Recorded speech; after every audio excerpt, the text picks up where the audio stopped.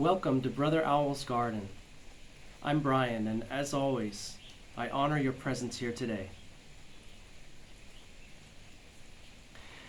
Let's blow away some illusions. I've got a list of things here that I've kind of gathered, which I would call misperceptions, things that just are not really thought about and are allowed to enter into our consciousness unchecked, unquestioned, unexamined. And they're false. And we allow them in, and they become part of the whole soup of our thinking. And they cause us to arrive at incorrect conclusions and misunderstandings. And that can create suffering and confusion and all kinds of adversities that we don't need. So let's blow them away one by one. The first one is that equality is sameness. Equality is not sameness. Equality is a measure of value or worth in that sense that it's used in society, and has nothing whatsoever to do with being identical or the same. As it applies to human society, we need not be the same to be equal. Equal is a value statement. Same is a content statement or essence. So equality is not sameness. Beauty is often presumed to be goodness. Beauty is not goodness. Beauty is a pleasing perception of appearance that, basically is in the eye of the beholder, as Bill Shakespeare said. Beauty is not goodness. We must not conflate the two. Just because something is beautiful doesn't mean that it is good. This applies to people as well as any other thing. And if you know some Christian scripture, beauty is often used in the guise, for achieving deception. Beauty is abused for the sake of deception. Because beauty is not goodness. Obedience is not virtue. Submitting, yielding, and allowing your sovereignty and free will to be usurped by another does not make you a good person. I'm not saying that it makes you a bad person, but I'm saying it does not make you a good person. Obedience is not virtue. And by the way, anyone or anything that would attempt to usurp your sovereignty and free will, I can assure you, does not come from the divinity side of things. Obedience is not virtue. Simple is not easy. Simple is uncomplicated. Easy can be done effortlessly without a lot of striving. They are not the same. Simple and easy are not identical. Negative does not mean bad. Positive does not mean good. We often conflate these terms, borrow them for each other, but technically, at their etymological root, they are simply polar opposite qualities. Which side of the yin-yang symbol is wrong? Which one is bad? That's an example of what I'm speaking about. Negative is not bad. Positive is not good. Kindness isn't weakness. Kindness is not weakness. In fact, it's anything but. It is the opposite, especially in cases where anger or revenge or blowing your top would be understandable, even justified, and yet one is kind. That is profound strength. So it's particularly ironic that we often conflate kindness with weakness.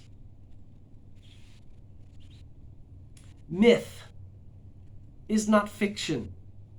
Fiction and myth are not the same thing.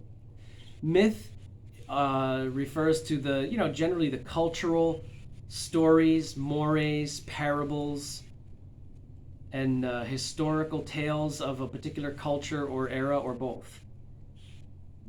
True, they probably have evolved away from their original core truth, but they are not, by definition, fiction. They may have become distorted over time because that's what people do with stories. But we must remember, I think it was Joseph Campbell that said, the definition of myth is other people's religion. In other words, your particular beliefs and stories and parables and cultural, historical mores and all that, that's absolute and real. But everyone else's, those are just fake stories they believe. So let's not conflate or mistake myth and fiction, because myth is not fiction. Myth can be untrue, but it is not fiction. And most of the time, in a general sense of the word, it is based in absolute historical fact or true principles. So it's not fiction. Diversity is not strength. Unity is strength. Unity does not mean sameness. Unity within diversity can be strength. Unity within homogeneity can be strength. But diversity is not strength. It is differentiation, variability. It's not strength. Often to the contrary, it breaks apart the one into the many, which is not strength. Now, you can have unity amidst diversity, and then that is strength, because unity is strength. But diversity is not strength. Knowledge is not power. The wisdom of flowing and the application and engagement of wisdom, that is power, but not knowledge. Knowledge is awareness of information.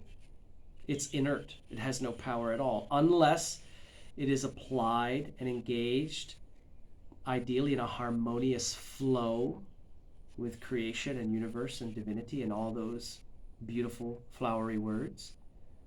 But knowledge is not power. The wisdom flow in things, the doing without striving, the higher understanding of things, that's power.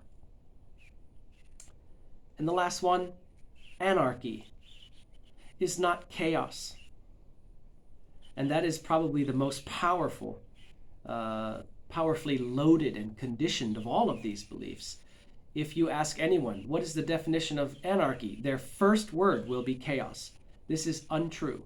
The word anarchy means without a master. In other words, sovereignty. Without the oppressive overlord ruling over everyone. Anarchy is masterlessness. Now, does that mean chaos or does that mean sovereignty? That depends upon the character of the person and persons who are experiencing it. But it does not, in and of itself, mean chaos. You might call it freedom and liberation. Whereas for some people it may fall into dire disorder. That's because of their character, their understanding or ignorance, etc.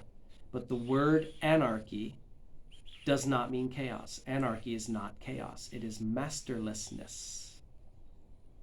So we've blown away a handful of misperceptions that usually slip under the radar without any thought whatsoever from us. But now when we hear these words and when we see them fed to us in the endless stream of propaganda and frankly the battle for your consciousness, because that's what this is all. going on out there. The battle for your consciousness, and therefore your energy and your will. Now that we have examined these, they can't get through unchecked anymore. We are aware of what they mean and how they have been blindsiding us by being conflated or misrepresented or conditioned to be things that they are in fact not. So now you are immune to those illusions. May we all return to being the sovereign, individuated emanations of the divinity from which we have arisen, which we are, and may we never forget.